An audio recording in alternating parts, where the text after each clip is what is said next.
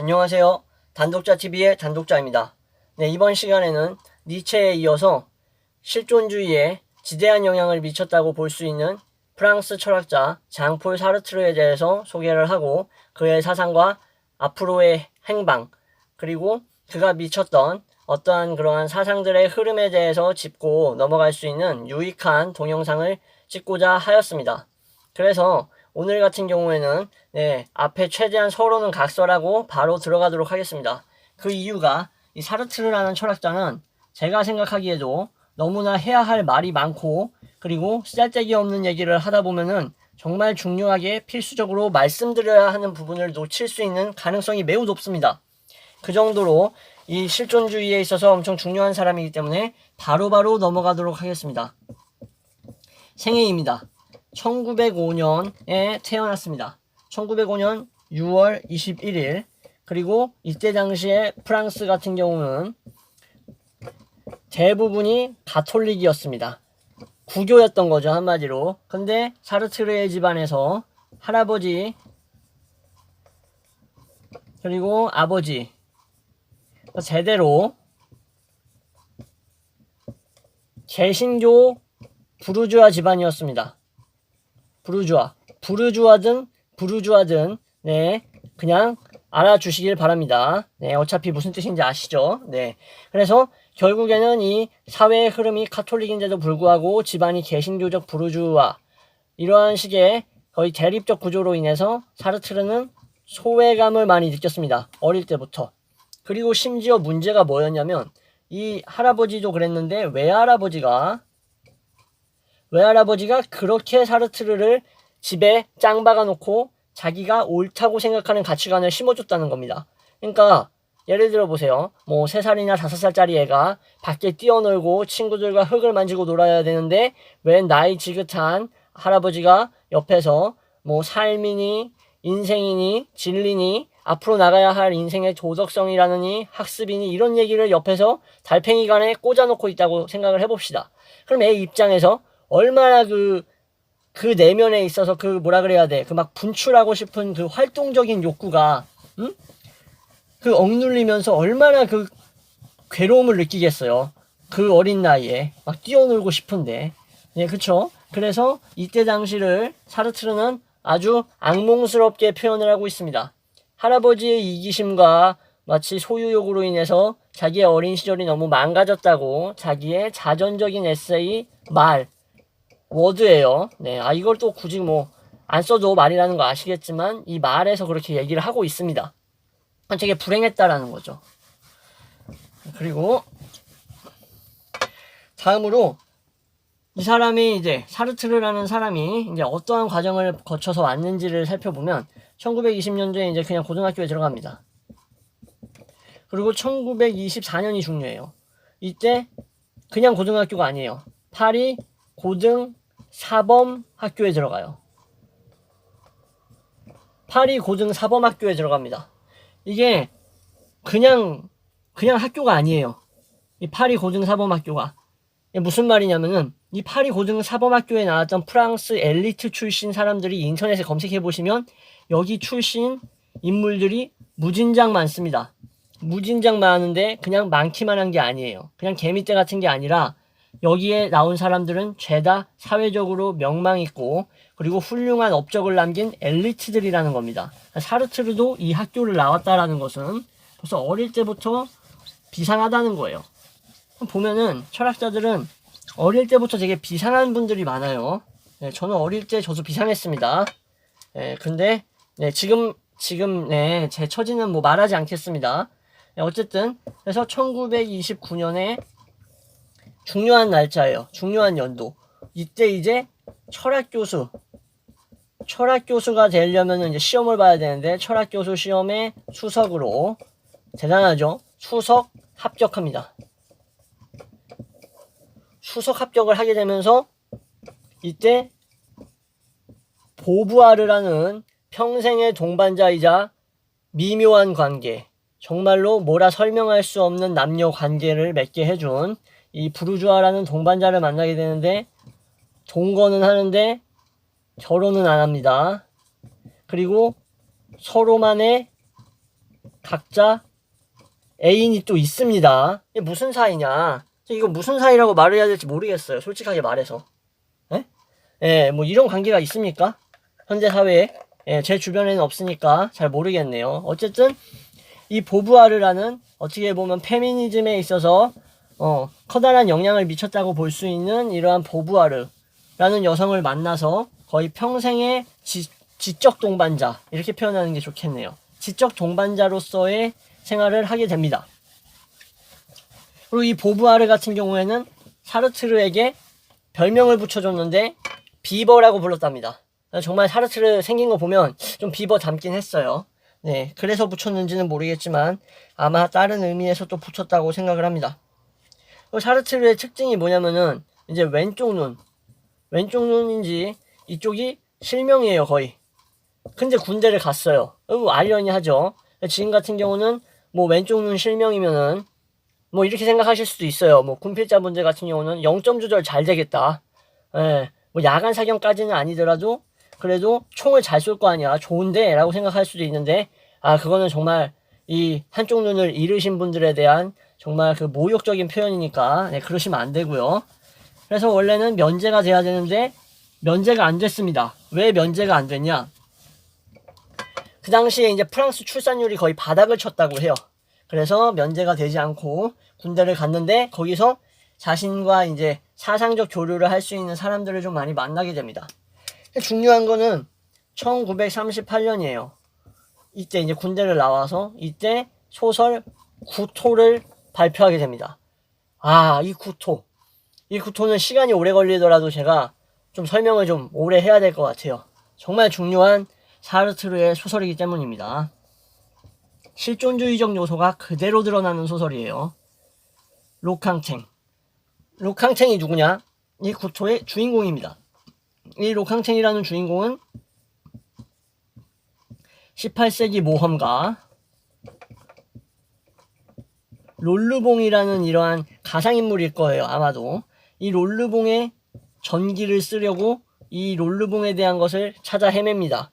찾아 헤맨다는 게 뭐 롤르봉에 대한 예전에 있었던 뭐 역사적 진실이라든가 아니면은 뭐 여러 뭐 장소 같은 데라든가 뭐 이러한 전기를 쓰기 위한 노력을 하는데 어느 날 갑자기 사물들을 보면서 이런 주변의 사물들이에요. 뭐 책이라든지 탁자라든지 의자라든지 보면서 메스꺼움을 느끼기 시작합니다. 메스꺼움. 중요해요. 갑자기 사물을 보면서 메스꺼움을 느끼는 거예요. 왜 메스꺼움을 느끼냐? 곰곰이 생각을 해봤어요. 이 로캉탱이. 보니까 이 되게 중요한 말입니다. 이거.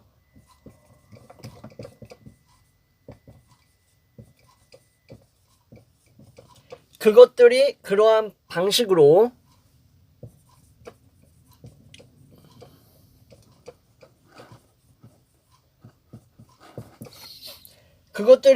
방식으로 존재해야 할 이유가 없다라는 사실을 느꼈기 때문입니다. 이게 무슨 소리냐?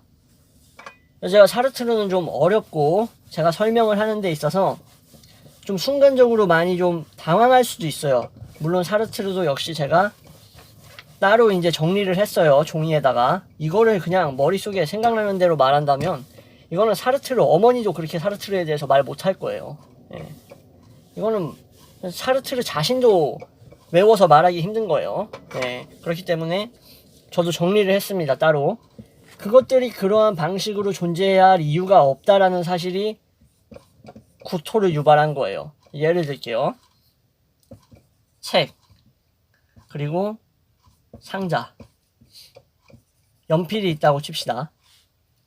근데 책이 상자로부터 35cm 정도 떨어진 곳에 있다고 칩시다. 그리고 연필은 상자로부터 3cm 정도 떨어진 곳에 있어요.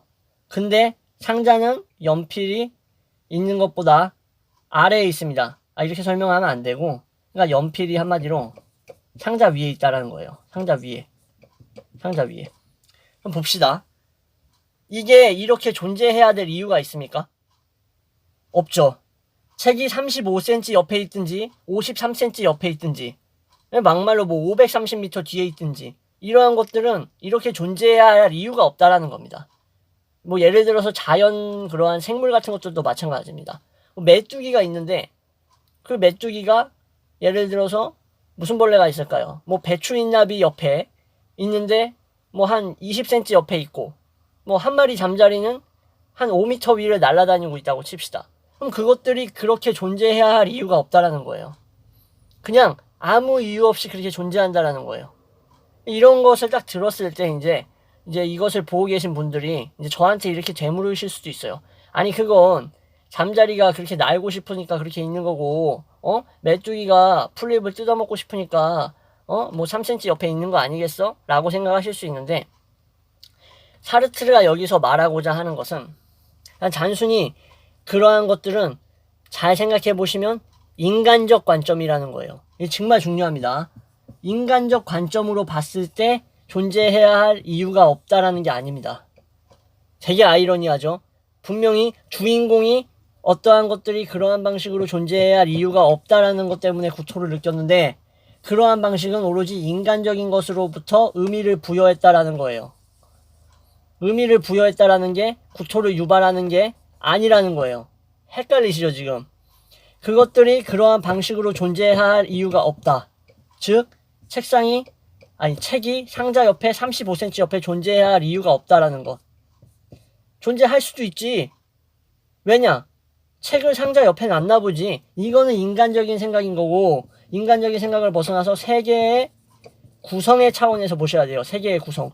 세계가 구성되어 있는 약간 뭐라 그래야 될까요? 약간 거시적인 차원에서 본다고 표현해야 될까요? 그렇다면 사물이나 존재는 이러한 식으로 있어야 할 이유가 없다라는 거죠. 그러니까 우연찮게 존재한다라는 거예요, 한마디로. 아까 설명드렸던 말처럼 사르트르 시작하기 전에. 그래서 이러한 것으로 인해 이제 로캉챙이라는 사람이 구토를 느끼는데, 더 중요한 게 있어요. 나중에 들어가서 이 로캉챙이라는 주인공이 깨닫는 장면이 나옵니다. 구토에 거의 막바지 부분에. 아, 내가 내 삶을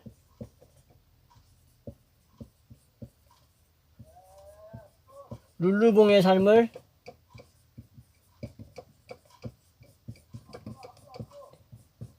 네, 지금 이렇게 중요한 얘기를 하는데 지금 저기 우리 집 밑에서 뭐 누가 차대고 있나 봅니다. 앞으로 이러는데 네. 정말 듣기 싫네요. 네. 어쨌든 내가 내 삶을 룰루봉의 삶을 재현시키기 위해 땔감처럼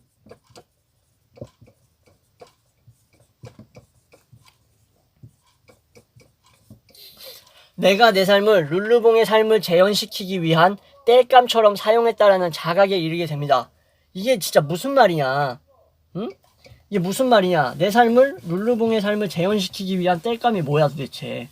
자, 이것도 예를 들어 드리겠습니다. 철수가 영희를 온종일 생각한다고 해봅시다. 철수는 영희를 온종일 생각합니다. 뭐 좋아하는 이유에서든 분노의 이유에서든 뭐 여러 이유가 있겠죠. 어쨌든 이렇게 영희를 온종일 생각하는데, 중요한 게 이렇게 영희를 생각하고 있는 철수의 시간, 삶이 철수의 것이 아닌 거예요. 무슨 말인지 아시겠죠? 지금 되게 지금 소리 거슬리는데 그냥 계속 진행하도록 하겠습니다. 지금 여기까지 왔는데 또 끊고 간다는 게 안 될 것 같으니까 참 팔자가 참 더럽네요. 어쨌든 중요한 얘기니까 계속 하도록 하겠습니다. 하필이면 뭐 이럴 때 이사 가나 봅니다. 존나 열받게. 로캉탱. 그래서 철수가 영희를 온종일 생각한다라는 것, 그것은 철수가 자신의 시간과 삶을 사용을 하고 있는 거예요. 뭔가 그 시간과 삶을 소모하고 있는 거예요. 영희를 생각함으로써 그 시간 자체는 철수 자신의 것이 아니라는 겁니다. 이게 말하자면 한마디로 땔감으로써 살고 있다라는 거예요. 그러니까 나의 의식과 나의 정신은 다른 사람의 삶을 재현시키기 위한 삶이다. 한마디로써 땔감을 위한 삶을 살고 있구나라는 인식이 든다는 겁니다. 네. 정말 중요한 부분이죠. 이해가 되시나요? 그러니까 이거에 대해서 우리가 또 반성해야 될 부분이 뭐냐면, 내가 무언가에 대해서 쓰잘데기 없는 거에서 집착을 하고 있다고 칩시다. 그러니까 단독자가 정말 개 쓰잘데기 없는 거에 대해서 집착을 해요. 뭐 예를 들어서 지금 저기서 뭐 이사하는 소리가 난다, 뭐 트럭 소리가 난다고 해서 제가 강의를 당장 멈추고, 저 트럭 소리 왜 나는 거야? 누가 이사하는 거야? 도대체 어디로 이사 가는 거지? 왜 이렇게 시끄러운 거지? 장롱이 많은가? 책이 많은가? 막 이런 생각을 해요. 그러면 그 시간, 내가 그 트럭을 생각하는 시간, 이사 가는 사람들을 생각하는 시간과 삶은 나의 것이 아닌 거예요. 나는 그러한 삶을 땔감으로써 살고 있는 거고, 그들의 삶을 2번 재현시키고 있는 겁니다. 중요한 말이에요. 그들의 삶을 나의 몸을 통해서 2번 재현시키고 있는 거라고요. 네. 이게 바로 구토의 진정한 의미라고 볼 수 있습니다. 정말 대단하죠? 네. 이러한 해석이 가능하기 때문에 제가 이 구토는 이렇게 오랜 시간을 들여서 설명을 한 겁니다. 지우개를 바꾼다고 했는데 아주 게을러 터져가지고 아직도 지우개를 못 바꿨습니다. 죄송합니다. 네, 어쨌든 계속 진행을 그럼 해보도록 하겠습니다. 그래서 여기서 느끼는 겁니다. 신이라는 게 만약에 존재한다면 우리가 이렇게 사물을 보고 어떠한 생명체를 보고 생활을 할 때 그러한 것들이 마치 하나의 목적이나 이유가 반드시 있어야 된다는 겁니다. 근데 알약이 노란색으로 존재하는 거, 뭐 예를 들어서 약봉지가 투명한 회색으로 존재한다라는 거, 이러한 것들에 있어서 목적이나 이유가 있어요? 알약이 노란색이어야 하는 이유가 있습니까? 뭐 눈에 잘 띄기 위해? 그것도 인간적인 입장이죠. 그쵸? 근데 그것을 바로 신이 알약이 눈에 잘 띄기 위해 일부러 노란색으로 했다라고 말하면 그게 말이 됩니까? 말이 안 되죠. 그쵸? 이러한 목적이나 이유가 반드시 있어야 돼요. 신이라는 게 있으면. 사르트르의 입장입니다. 근데 목적이나 이유가 없다라는 거예요. 어떤 거든지 존재하는 데 있어서 그냥 그렇게 존재한다라는 거예요. 그렇기 때문에 여기서 또 구토가 발생하는 거예요. 구토, 역겨움이. 이러한 총찰에 이르는 거죠. 그러니까 이 구토라는 작품이 왜 중요한지 아시겠죠? 실존주의적 차원에서. 그러고 이제 이러다가 사르트르는 자신이 살아왔던 그 어린 시절에 불우했던 환경과 정신적으로 불우했죠. 물질적으로는 불우하지 않았습니다. 정신적으로 불우했던 환경과 그 당시 사회의 병폐를 보면서 사회주의적 입장을 가지게 됩니다. 그 당시에 자본주의적인 사회의 문제가 드러나고 자신의 그러한 자전적 경험으로 인해서 말이죠. 그러면서 이제 잠시만요. 여기서 이제 또 제가 적어놓은 곳을 한번 확인을 해보도록 하겠습니다.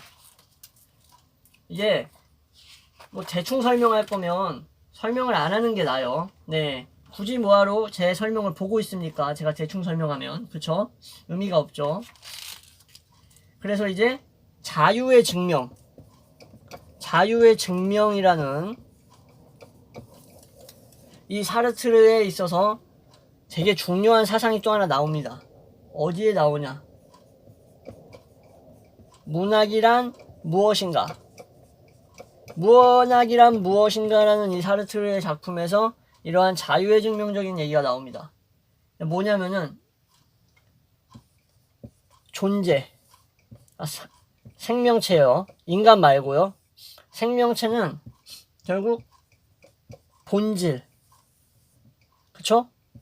이러한 본질, 그리고 무생명도 포함돼요. 인간만 제외입니다. 생명, 무생명, 인간은 제외. 그 본질이 존재를 결정하는 거예요. 이러한 생각을 하게 됩니다. 유명한 말이죠. 사물이나 이러한 것들은 존재가 본질에 선행한다라는 얘기를 합니다. 한마디로 본질이 존재를 결정하는 것에 앞서서 존재가 있기 때문에 본질이 결정된다라는 겁니다.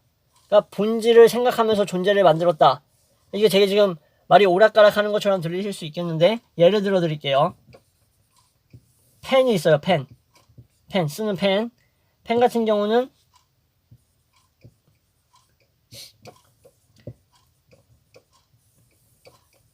본질이 있습니다. 본질이 뭐죠? 쓰는 것이죠. 그죠?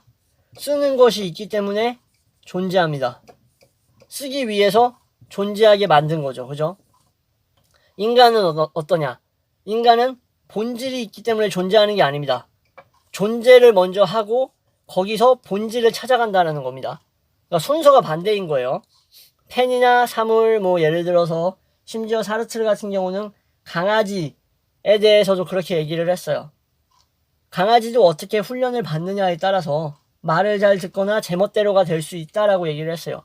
그 말 즉슨 결국 어떠한 본질적인 요소가 있어야 그것이 그러한 존재가 된다라는 거예요. 펜처럼 강아지도. 근데 인간은 아니라고 말씀드렸죠. 인간은 일단 먼저 존재해요. 아무 이유 없이.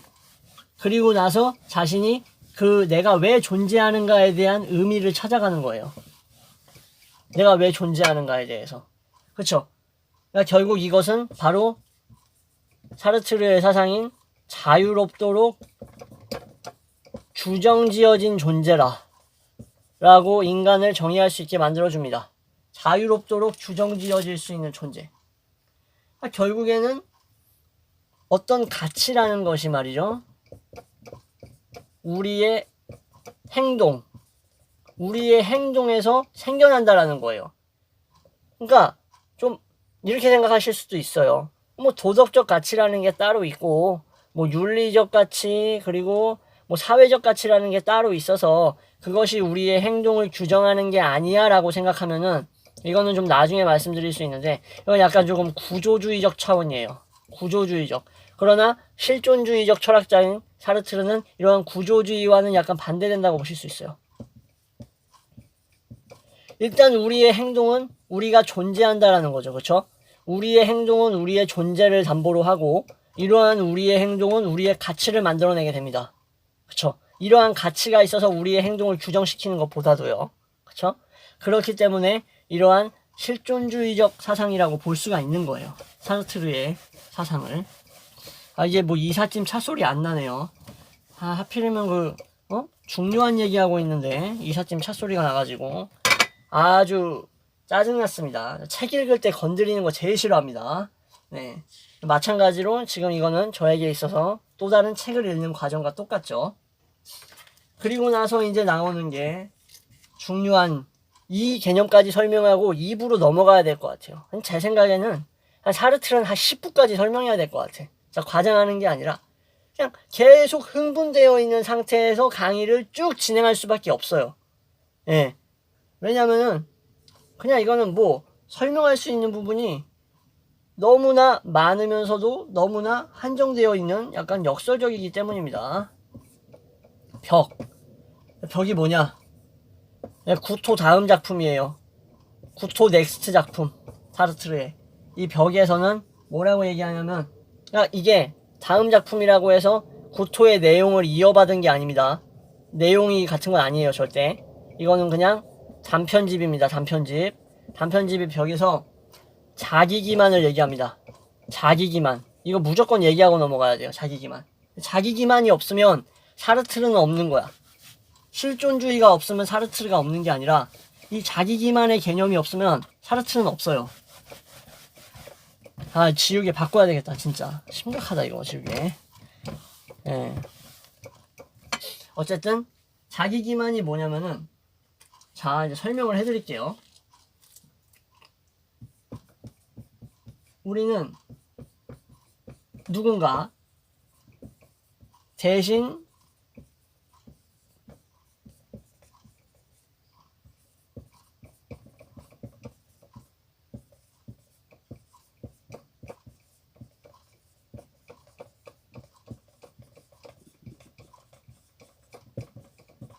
지금 잘 녹화가 되고 있는가 좀 불안해서 한번 체크 한번 하고 가겠습니다. 되고 있니? 되고 있니? 되고 있나? 잠깐만. 되고 있네요. 죄송합니다. 설마 이렇게 열심히 떠들었는데 녹화가 안 됐다. 끔찍하죠. 네. 우리는 누군가 대신 결정을 내리도록 만들기 위해 어떠한 상황을 만들려고 한다라는 거예요. 이게 바로 기만적이라고 본 거예요. 자기 기만. 왜 자기 기만이냐? 우리는 스스로 자유로운 선택이 가능한 존재예요. 근데 자유로운 선택을 회피하기 위해서 마치 자신이 결정을 내릴 수 없는 것처럼 얘기를 하는 사람들이 있어요. 분명히 결정을 내릴 수 있는 상황인데 나는 그거에 따른 책임을 지고 싶지 않고 내가 자유롭다라는 것을 알면서도 나는 나 대신에 누가 결정을 내리게 만들려고 어떻게 상황을 조작할 수가 있다라는 거예요. 이게 왜 이런 상황이 발생하냐? 사르트르는 이렇게 얘기했어요. 우리가 우리에게 필연적이고 본질적이라고 할 수 있는 자유를 두려워하고 있다라는 거예요. 우리는 자유에 동반되는 책임을 두려워하는 존재고 그렇기 때문에 이러한 자기기만적인 행위가 나온다라는 거예요. 예. 그래서 우리가 종종 자유가 박탈되었을 때 안도감을 느끼는 사람들이 있어요. 잘 생각을 해보세요. 저도 그랬던 경험이 있어요. 내가 어떠한 것을 선택할 수 있는 무궁무진한 자유가 있는 것보다 어떠한 하나의 선택지와 하나의 길이 있다라는 것이 나에게 안도감을 줄 수가 있어요. 일종의 사르트르의 말로 의하면은 자유의 박탈이라고 할 수 있죠. 이러한 것들은 왜냐? 우리가 우리 스스로 자유롭다라는 것을 자각하고 있는 존재라는 거예요. 그렇기 때문에 이걸 자기기만이라고 표현을 합니다. 아, 멋있죠? 진짜. 정말 멋있습니다. 제가 뭐 이렇게 철학 강의하면서 멋있다 얘기하는 게, 예, 진정한 의미의 멋이에요. 예? 무슨 뭐, 람보르기니 타고 다니고, 뭐 옆에 여자 태우고 다니고, 뭐 맛있는 음식 먹고, 예, 뭐 비싸게 돈 사용하고 이런 게 멋일 수도 있겠죠. 사회적인 가치로 봤을 때. 근데 진정한 멋은 이러한 사상을 받아들이면서, 사상을 배우면서, 우와, 어떻게 이렇게 생각할 수 있어? 어떻게? 와, 이런 게 진짜 멋이 아닐까 싶습니다. 저는 그렇습니다. 여러분 안 그러면 어쩔 수 없습니다. 네. 다음으로 말씀드릴 거는 이제 제가 하고 싶은 말은 여기 자기 기만에서 더 발전된 개념으로 나아갑니다. 어떤 식으로 넘어가냐면 이 당시에 이제 사르트르가 반유대주의적인 경향을 띠고 있는 프랑스의 현실을 목격을 하게 됩니다. 그래서 사르트르가 참여문학적인 얘기를 하는데 이 참여문학적인 거는 솔직히 나중에 가서 그 뭐 공산당 뭐 이렇게 해서 프랑스 이 코민이라는 이러한 공산당 약간 이러한 코민 체계에서 본격적으로 드러나긴 하는데 일단 이러한 성향을 점점 띠기 시작한 게 바로 그 프랑스 반유대주의적 경향에서 문학이란 자신이 속한 문제를 이제 다룰 때, 그러니까 문학이 자신이 속한 문제를 다룰 때야말로 가치를 인정받는다는 거예요. 가치를 뜀. 그러니까 문학이 단순히 뭐 즐겁다, 재밌다, 괜찮네, 뭐 예를 들어서 이런 게 있겠죠. 여러분이 뭐 제가 설명했던 이 구토에 대해서 읽어보신다고 했을 때, 야, 구토 재밌네, 구토 괜찮네, 신기하네. 그냥 거기서 끝나면 문학의 역할을 다한 게 아닌 거예요. 후기의 사르트르적 입장을 보면 그렇습니다. 문학은 이렇게 자신이 속해 있는 문제를 다룰 때 가치를 띈다. 그래서 이 사르트르는 그 당시에 이렇게 뭔가 자본주의적이고 이러한 사회의 병폐적이고 점점 가치관의 혼란으로 인간성 상실로 향해가는 그 당시 시기에 있어서 문학이 어떤 역할을 해야 되는가에 대해서 분명하게 드러내고자 했습니다. 후반 가면 갈수록요. 그러니까 말년으로 향할수록 그렇게 됐다라는 겁니다. 그러다가 이제 카미를 만나게 됩니다. 이 시간이 아니죠. 카미. 제가 또 말씀드렸던 것 같은데 저번 영상에서 작품을 말씀드렸었죠. 뭐 페스트나 또 뭐 있었죠? 그쵸. 뭐 최초의 인간. 이 최초의 인간 이런 식으로 이러한 카미 같은 경우도 문학가예요. 되게 실존주의적인 경향을 띠었고 이 사람은 약간 신문 어떤 편집 기자 아니면은 뭐 이렇게 그러한 쪽 언론 쪽으로 많이 활동을 했었는데 이 카미랑 사르트르랑 갈라지게 됩니다. 사르트르랑 대립하게 되는 이유가 사르트르 같은 경우는 이 사회주의적 노선에 카미에 비해서 거의 뭐랄까요? 진짜 적극적으로 참여합니다. 진짜. 그러니까 카미도 물론 참여를 하긴 하는데 뭐 레지스탕스라고 할게요. 레지스탕스. 그 당시 이 레지스탕스에 뭐 둘 다 참여를 하지만 이 사르트르와 카미는 이렇게 노선을 다르게 가게 된다라는 거예요. 네, 이거에 있어서는 또 나중에 기회가 되면 설명을 해드리고요. 지금 저는 카미와 사르트르가 만났다 뭐 이런 얘기보다도 더 중요한 얘기를 해야 되기 때문입니다. 네. 네, 더 중요한 얘기를 해야 돼요. 그래서 이 자기 기만이 상호 자기 기만까지 발전을 하게 됩니다. 사르트르의 개념이에요. 여기서 이제 제자 존재와 직자 존재가 나옵니다. 제가 말씀드렸다시피 사르트르 없으실 수가 있어요. 재미. 근데 니체만큼 어찌 보면 니체보다 훨씬 더 심오할 수도 있습니다. 사람에 따라 받아들이기가 다르겠지만. 그리고 보다 더 현실성을 띈다고 보는 사람도 많습니다. 제자, 직자와 제자를 얘기를 하는데 이것은 우리의 존재 방식이 어떤 식으로 존재하는가에 대한 서로에 대한 그런 얘기입니다. 그러니까 자유와 자기인식 뭐 이런 것에 대해서 얘기를 할 때 나오는 개념인데 여기서 존재와 무라는 작품에서 본격적으로 다룬다고 할 수 있습니다. 존재와 무. 그러니까 결국 직자 존재는 사물들입니다. 뭐냐? 있는 그대로 존재하는 게 직자 존재고 대자 존재는 상대, 즉 타자와 나와 대면하는 이 상황에서 존재하는 대자 존재라고 하고 이것을 인간이라고 봅니다. 무슨 말이냐? 사물은 그냥 그 자체로 존재를 한다고 볼 수가 있는 겁니다. 예. 그런데 정말로 말하고자 하는 것은 뭐냐면 우리의 인식은 상대에 의해서 변경되고 상대의 영향을 받고 내가 그 상대의 영향을 받아서 나의 의식이 상대화되거나 아니면은 반대화된다. 뭐 이런 식으로 계속 끊임없이 변해간다라는 거예요. 인간의 의식이. 사물은 그렇지 않죠. 항상 그 자리 그대로. 또 그 자리라고 그래가지고 또 제가 또 공 발로 차면은 저 멀리 날아가는데 왜 그대로예요? 라고 얘기하지 마시고요. 네, 사물은 그냥 그 본성 그대로 있고 인간은 계속해서 본성이 변합니다.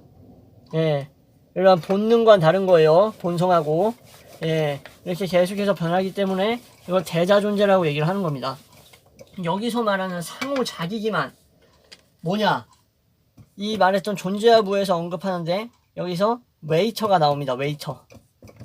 웨이터는 뭐 카페 웨이터일 수도 있고요. 아니면은 뭐 예를 들어서 뭐 고깃집은 웨이터가 없지. 무슨 소리야? 그 무슨 뭐 뷔페나 뭐 어떤 뭐 웨이터가 필요한 뭐 나이트클럽 같은데 웨이터라고 합시다. 어쨌든 웨이터가 뭐 서빙을 한다고 칩시다. 서빙을 하면서 이 웨이터는 이제 웨이터가 뭐 철수라고 해요. 철수. 웨이터 이름이에요. 실명 철수. 철수는 웨이터 역할을 하고 웨이터가 해야 할 역할인 서빙과 뭐 접대 뭐 테이블 치우기를 한다고 합시다. 그쵸? 철수는 누구죠? 그쵸? 대자 존재입니다. 대자 존재. 철수는 웨이터의 역할을 수행합니다. 역할. 근데 이러한 역할을 수행해요. 접대, 테이블 치우기. 이러한 과정에서 철수가 나예요. 철수는 웨이터를 자기 자신의 본질이라고 생각을 하는 겁니다. 본질. 나는 웨이터야. 그러니까 나는 웨이터적인 삶을 사는 거야. 라고 스스로한테 얘기를 하는 거예요. 그러니까 스스로를 이러한 역할에 규정되어 있는 존재, 고정되어 있는 존재로서 생각을 하면서 이러한 것들을 연기하고 있다고 표현해요. 연극을 하고 있는 거예요. 한마디로. 나는 웨이터의 역할을. 그러나 사르트르의 입장에선 이것은 연기하고 있는 것. 단지 연기하고 있는 것일 뿐이지 내가 웨이터라고 보면 안 된다라는 거예요. 왜냐? 나는 웨이터이지만 어느 순간 나에게 술을 면상에 끼얹는 손님이 있다고 칩시다. 내가 서빙을 좀 뭐같이 했다고 내 면상에다가 술을 끼얹었어. 그러면 그 순간 나는 UFC 파이터가 될 수 있는 거예요. 무슨 말인지 알겠죠? 내 면상에다가 내가 웨이터를 하고 있는데 예를 들어서 뭐가 있을까? 하여튼 뭐 끼얹었어. 그러면 나는 바로 그냥 UFC 파이터 패더급으로 데뷔를 하는 거예요. 패더급. 그래서 바로 로우킥을 찰 수도 있고 바로 인중에다가 주먹을 날릴 수도 있는 거예요. 그러면 내 역할은 웨이터로서 돌아가는 게 아니죠. 그죠? 나는 파이터가 되는 거예요. 좀 약간 우스갯소리로 설명을 한 건데, 한마디로 제자 존재는 내가 고정되어 있지 않다라는 걸 말씀을 드리려고 하는 거예요. 그리고 UFC 얘기 나와서 말인데, 저는 개인적으로 마스비달 좋아합니다. 마스비달 누군지 모르실 수도 있겠지만, 호르헤 마스비달이라고 있어요. 네. 웰터급 파이터입니다. 네, 어쨌든, 색깔을 바꿔봐야겠다, 이제. 그러면, 이제, 상호자기기만적 요소가 어떻게 나타나냐, 본격적으로. 자침방이라는 시국에서 나타납니다. 자침방. 일부는 이거 자침방까지만 얘기하고 끝낼 거예요. 이 자침방에서 어떻게 나타나냐면, 주인공이 있어요. 예를 들어서, 이름이 어려우니까, 일일이 다 설명 안 할게요. 에스텔 어쩌고 이렇게 있는데, 그냥 A, B, C라고 하겠습니다. 이 사람들은 이 자침방이라는 시국의 배경에서 진짜 말 그대로 하나의 그 어떠한 감옥과 같은 이 방에 서로 셋이 갇히게 됩니다. A, B, C가 여기 같이 있는 거야. A, B, C가. 근데 이 A는, 잘 들어주세요. A는 B를 좋아해요. 그래서 A는 B에게 잘 보이려고 하는 거예요. 그러니까 A는 B를 좋아해요. 이렇게 표시합시다. 그리고 B는 C를 좋아한다고 합시다. 예. 근데 아이러니하죠. 근데 B는 또 A를 좋아해. 무슨 말이냐? A는 B를 좋아하는데 B는 A도 좋아하고 C도 좋아한다라는 거예요. 근데 A와 C는 사이가 안 좋아. 이거를 진짜 말로 설명하려니까는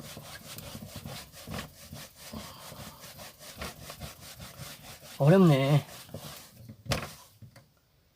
자, 같은 방에 있어요. A, B, C.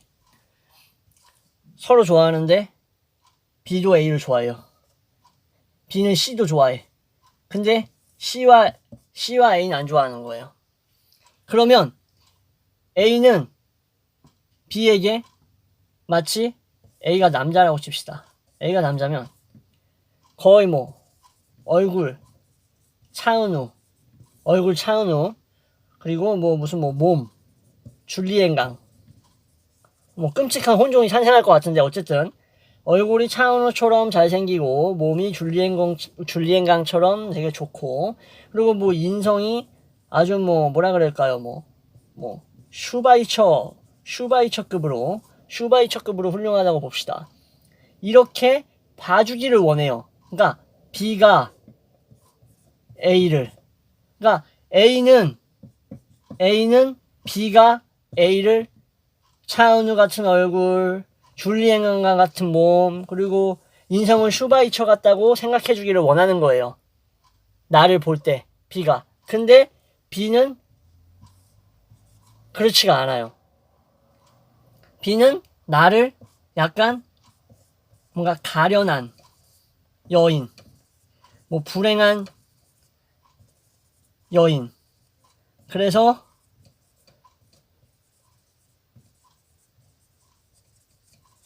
불행한 여인, 가련한 여인, 그래서 안아줘야 할 약간 비운의 여자로 봐주기를 원해요. 누가? A가 나를 그렇게 봐줬으면 좋겠다. A는 B가 나를 그렇게 봐줬으면 좋겠다라고 얘기를 해요. 근데 이렇게 되면 어떻게 되냐면은 서로가 봐주기를 원하는 것과 서로가 서로를 진짜 바라보는 거에 있어서의 차이가 나타난다는 거예요. 그러니까 이게 바로 상호자기기만이라는 건데 절대로 우리 현실에도 마찬가지예요. 내가 상대방에게 어떻게 보였으면 좋겠다. 상대방은 나를 이렇게 봐줬으면 좋겠다. 예를 들어 줄게요. 이 단독자가, 이거 설명하고 있는 단독자가 뭐 저 입장으로서는 되게 지적이고 괜찮은 사람이구나. 열심히 하는구나. 라고 봐줬으면 좋겠는데 진짜 막상 이 영상을 보고 있는 분들은 내가 생각하는 것처럼 생각 안 할 수가 있어요. 뭐라고 짓거리는지 한번 보자. 뭐 이렇게 생각하신다거나 뭐 부정적으로 봤을 때는 아니면은 뭐 신기한 얘기를 하는데 뭐 말을 잘하는 건 모르겠고 뭐 재밌는 것도 모르겠고 그냥 뭐 할 거 없으니까 한번 보지 뭐 이렇게 생각한다거나 뭐 이렇게 볼 수가 있다라는 거예요. 그러니까 내가 생각하는 그러한 의식과 상대방이 나를 바라보는 의식은 항상 결렬될 수밖에 없다라는 거예요. 매칭이 안 된다라는 거죠. 그리고 더 중요한 개념이 뭐냐면 A와 B가 좋아하고 B가 A를 좋아해서 서로 어떻게 뭔가 잘해보려고 해요. 뭔가 그러한 조금 에로틱한 행동을 하려고 해도 C가 있기 때문에 행동을 하지 못해요. 무슨 말이냐면 내가 B를 어떻게 바라봐주기를 바라고 B가 A를 어떻게 바라봐주기를 원해서 서로 합의하에 그래 난 너를 그렇게 봐줄게. 그래 나도 널 그렇게 봐줄게 라고 했다고 하지만 이런 C라는 또 다른 타자가 있기 때문에 서로가 그렇게 보는 것이 불가능해진다라는 거예요. 무슨 말인지 아시겠나요? 예. 그리고 C가 바라보는 A의 관점과 A가 C를 바라보는 관점은 C가 자기 자신을 느끼는 것과 A가 자기 자신을 느끼는 것하고는 전혀 다르게 바라보겠죠. 그러니까 결국 인간의 관계는 이 헤겔이라는 이 관념론자가 얘기했던 항상 다른 사람의 마음과 충돌하기 마련이다. 충돌하는 과정에서 내 모습 그대로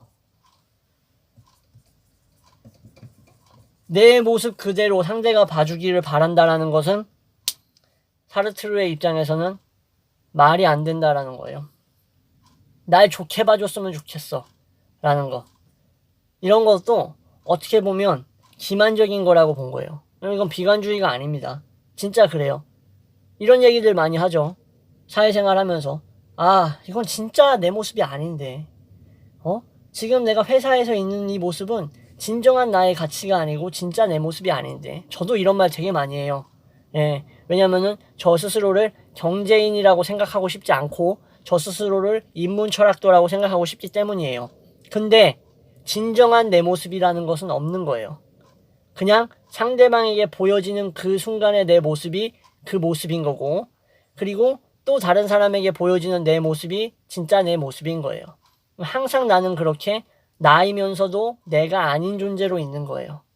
그러니까 본래적인 나라는 것은 존재하지 않는다라는 게 바로 이 사르트르의 상호 자기 기만적인 개념이고, 바로 닫힌 방에서 보여주고 있는 타자와의 관계성이라고 볼 수 있습니다.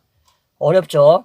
지금 제가 이렇게 다이렉트로 녹음하면서 지금 분명히 실수한 게 있을 것 같은데, 그렇다고 뭐 끄고 다시 할 수도 없기 때문에 열심히 설명을 했는데 한번 검토를 해봐야겠네요. 그래서 너 좀 많이 잘못됐다라고 생각되는 부분이 있으면 다시 찍어서 올리는 한이 있더라도 다시 찍어서 올리겠습니다. 다시 찍어서 안 올리면 그냥 잘 녹화됐다고 생각하는 거예요, 제가. 네. 이렇게 해서 사르트르에 대한 1부를 마치겠고요. 몇 부까지 갈지는 제가 다시 말씀드리지만 모르겠어요. 그만큼 길 거예요, 아마. 아직 말씀 못 드린 부분이 너무 많아서 간략하게 정리가 안 되는 부분도 많아요. 뭐 힘드시면 뭐 일부분만 보고 뭐 안 보셔도 상관은 없는데, 그래도 정말 사르트르에 대해서 좀 깊게 알고 가신다면 분명히 유익할 거라고 제가 장담하겠습니다. 긴 영상 시청해주셔서 감사하고요. 다다음 영상도 길 테니까 지금 안도하지 마시고 인내심 더 팍팍 키우셔서 와주셨으면 좋겠습니다. 감사합니다.